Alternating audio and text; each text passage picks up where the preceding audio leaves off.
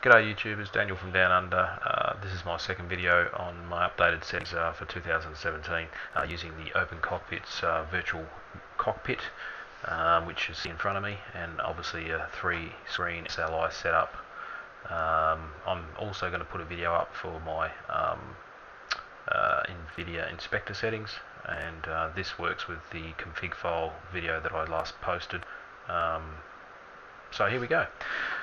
As you can see, these are all my settings. Graphics, 2 GTX 980s up there. My resolution is set to that. Obviously that's some resolution set by NVIDIA to compensate for my bezels on my monitors, having 3 monitors. And yeah, FXAA off. It's pretty standard for a lot of people that are looking at this video. 8 samples, 16, and obviously I set that at ultra. I found high or even medium. Again, I'm running 1080p monitors, so this isn't really applicable, but I leave it at that. It hasn't really affected my design. Triple buffering and target frame rate unlimited. I have noticed with it set at 60 Hz, being my monitors are 60 Hz, and very rarely you'll keep 60 Hz when you're in the game. I even had it at 31 at one stage.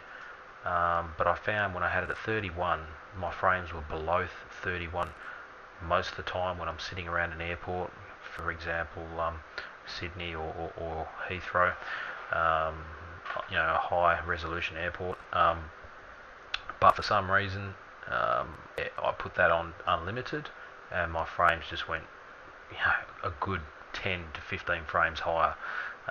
Okay, it's not capped at a particular frame rate, but it's worked for me for some reason. Even just having it off unlimited to 60, it drastically reduces frame. Have no understanding why, but it just does.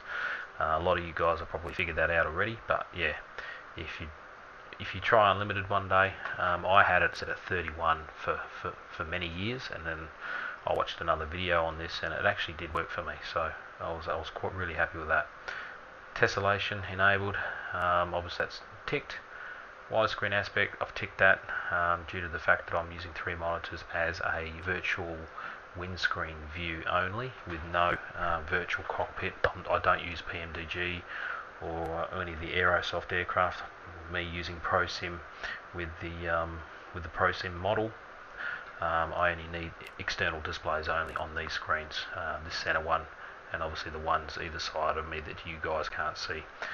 So yeah, I use wide aspect, gives me a bit more of a, I suppose, an in-sim immersion of when you're flying. So displays a little bit more to the left and to the right of me. So that works really well. Next, scenery, max, tessellation factor, max. I've set this to 2 and to 5. I backed it off, and I found that it just gave me a little bit more control on the frames. This is obviously a recommended to all mix anyway, so any more than that really is just a waste of time as far as I'm concerned. An example also texture resolution as well. I had at max, but I mean, who's really going to tell the difference between 7 centimeters? Anyway, scenery complexity, extremely dense. I did have these up at here as well, but again, I just backed it off a little bit to help with my and also obviously with all the add-ons, etc. that I use. It does help frames as well when you're coming up to high density and high resolution areas. Water detail on ultra, you can handle ultra, and then it is ticked off.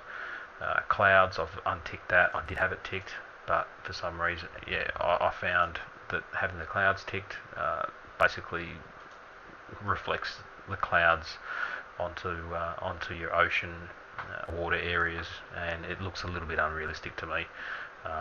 So I've had that unticked, and that drastically helps with your frames as well, and smoothness. Everything else is ticked there.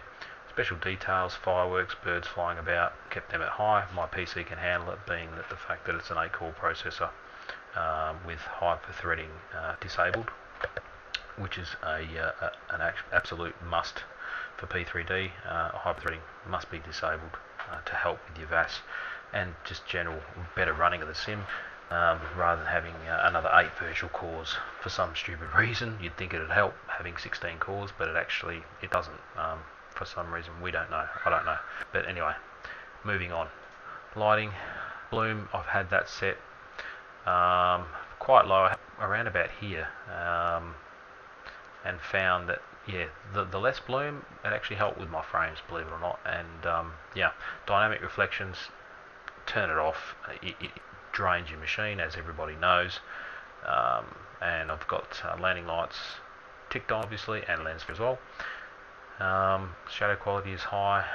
If your PC can't handle it, this will also help you if you go to medium or even high. I've got mine at ultra.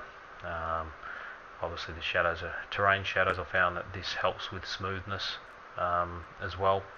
And obviously I've got my maxed out for my class, and obviously set at 9,000 there. I have had that a bit lower, but my machine can still handle it and still give me a smooth experience with good frames. And there's all my my objects casting and receiving. Moving on to the weather, obviously it's controlled with a 90 mile draw distance, and that is controlled through Active Sky on my other machine next to me. And everything else, traffic, etc. Obviously I fly online, so I don't need any of this. And my vehicle's a realistic figure, so at least it looks a little bit more realistic when you're flying and coming in from approaches, etc. with boats and cars under you on highways and all the rest of it. All that sort of gear, I won't bother you with all that. You guys can sort of figure all that out.